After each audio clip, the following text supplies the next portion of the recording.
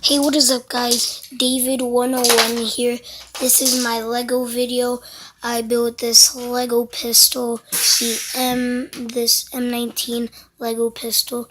It has a really good grip. You've got the point here. You can tag on the silencer. The top, it's good and rusty. You got the aiming. That first person. Guys like that first person. I can make another gun. Just leave it down in the comment section below. I got all these Legos here. Then here's Daniel. How do you make a silencer?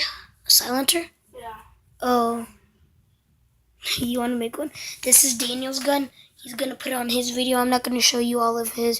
He's going to do it on his video. But yeah, you could tag on the silencer here. It has really good grip. Feels comfortable. Especially, it has no trigger, but the little hole here feels super good. It's a really good weapon. If you have as much Legos as this, you guys can be able to make it. But yeah, leave your suggestions in the comment section below. Until the next video, peace out, freak out.